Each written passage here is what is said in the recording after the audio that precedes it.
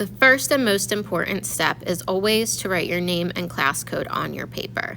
When it's your turn, you're going to take that labeled paper over to one of the fish printing stations. The fish are fake, they are rubber, there's nothing to worry about, but it's really important that you don't touch them or pick them up while you're working. Let them sit on the surface. When you're ready to print your fish, you are going to lightly paint your entire fish with the black paint.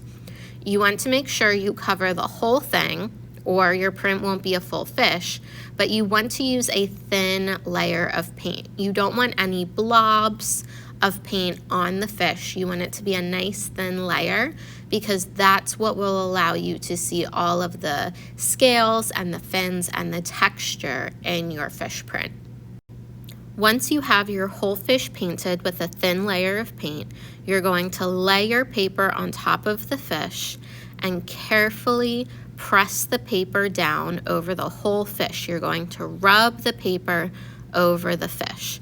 Remember, Gyotaku means fish rubbing, so that's what we're doing. We're rubbing the fish with the paper so that the paint can print onto it. Make sure you're pressing down along the sides of the fish and all the fins. And then your fish should turn out something like this. They're all going to look a little bit different, but as long as it looks like a fish, you did the printing right.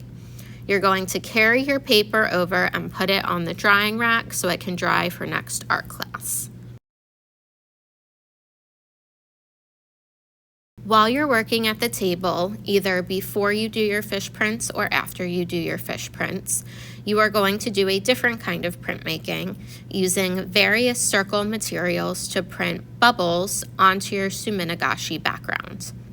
These are just going to add texture, let you explore another type of printmaking, and really help make it look like your fish project is underwater when we put the final piece together.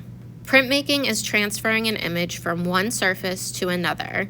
So in this case, we are printmaking by transferring the shape and size of the circle from our object to the paper using the white paint. I ended up really liking these little circles with the glue stick cap, so I did a lot of these little circles on mine. You'll decide how many and what size bubbles you want using the materials in your tray. After you are done printing your background, you also want to take this to the drying rack, but your name is already on the back from when we did this project originally. After your background, you can fill out your information sheet with drawings and ideas. Do a guided Japanese drawing instruction at your table. You should have started one of these for your art start. Or practice Japanese writing. This writing is called kanji, and there are different words that you can try. At the very end, we are going to need to make sure we put lids back on our paint cups and then pick up our fish, drop them in the sink, and give them a little bath just by gently rubbing the paint off the surface.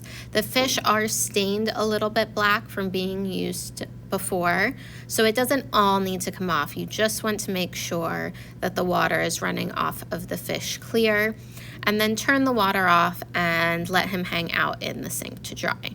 Don't forget to wash the brushes as well. Use your fingers to get all the paint out, and make sure you leave them bristles up when you put them in the cup.